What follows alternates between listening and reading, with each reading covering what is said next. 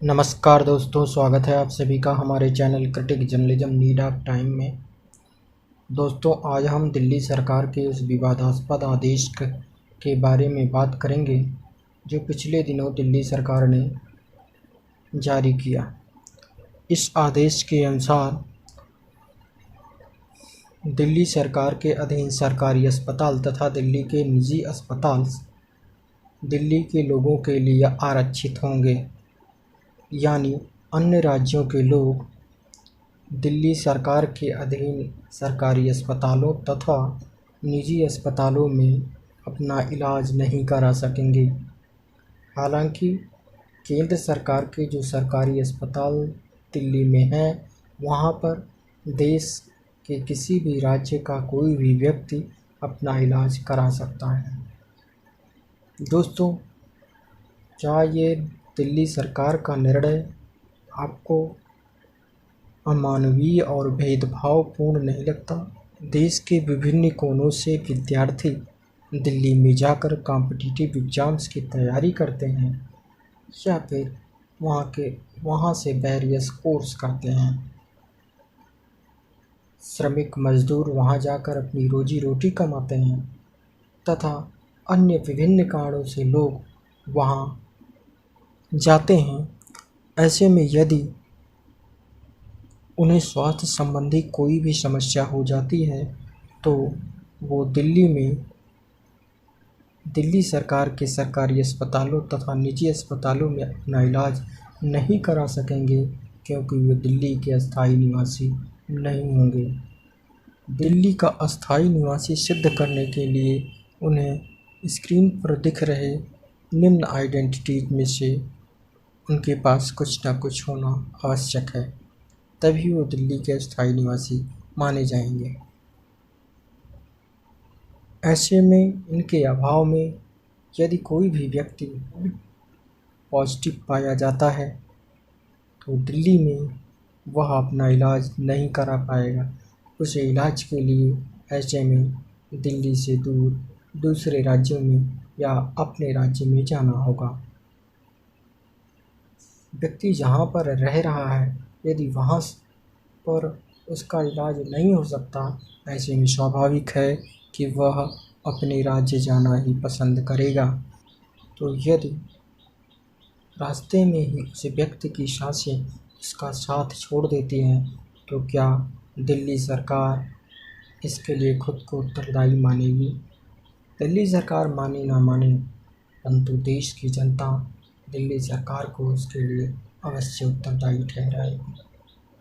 दोस्तों, दिल्ली में रह रहे वहाँ के जो अस्थायी निवासी हैं, यदि उनको कोविड पॉजिटिव पाया जाता है, ऐसे में पहली समस्या तो ये होगी कि यदि उनके पास अपने निजी साधन नहीं है तो उन्हें उनके राज्य कौन पहुँचाएगा?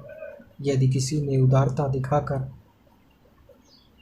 उन्हें उनके राज्य ले जाने के लिए सहमति भी जताई, तो क्या इस बात की गारंटी है कि वह सुरक्षित अपने राज्य पहुंच सकेगा? क्योंकि किस स्टेज में किसी व्यक्ति को कोविड पॉजिटिव होने का पता चलता है, इसके बारे में पूर्वानुमान करना मुश्किल है। ऐसे में यदि व्यक्ति की हालत गंभीर रहती है तो ये संभावना बनती है कि वह अपने राज्य पहुंचने से पहले ही कहीं और पहुंच जाए। तो क्या दिल्ली सरकार के इस आदेश में दूरदर्शिता का अभाव नहीं दिखता? ऐसे में यदि देश के सभी राज्यों व केंद्र शासित प्रदेश ऐसा ही आदेश लागू कर दें तो दोस्तों, देश में अफरा तफरी का माहौल छा जाएगा। और ऐसे आदेशों से दोस्तों, एक राज्य के लोगों में दूसरे राज्य के लोगों के प्रति भेदभाव बढ़ेगा। उनमें अपने राज्य के प्रति प्रेम, अपने राज्य के प्रति लगाव और अपने राज्य के प्रति निष्ठा बढ़ेगी।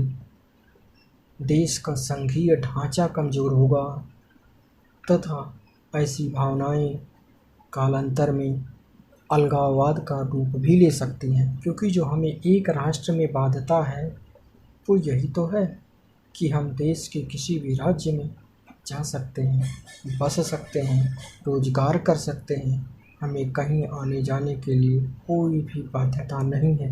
यही तो देश के विभिन्न राज्यों को जोड़ता है। यदि ये सुविधाएं ही समाप्त हो जाएंगी, फिर जाहिर सी बात है कालांतर में यह देश के विघटन का कारण भी बन सकता है। दोस्तों, किसी भी बड़ी चीज़ की शुरुआत कभी ना कभी होती। मैं ये नहीं कह रहा हूँ कि सिर्फ इस आदेश से ही तुरंत कुछ हो जाए, परंतु ये एक शुरुआत जरूर होगी। ऐसे में इस आदेश का रद्द होना बहुत ही आवश्यक था। और दोस्तों, खुशी की बात यह है कि कल ही दिल्ली के उपराज्यपाल ने दिल्ली डिजास्टर मैनेजमेंट का चेयरपर्सन होने के हैसियत से दिल्ली सरकार के इस आदेश को रद्द कर दिया है। यानी अब देश के किसी भी कोने से कोई भी व्यक्ति दिल्ली के किसी भी अस्पताल में अपना इलाज करा सकता है।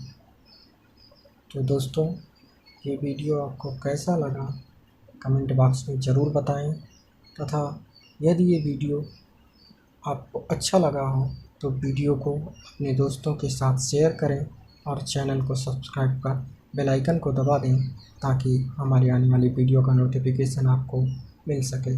धन्यवाद।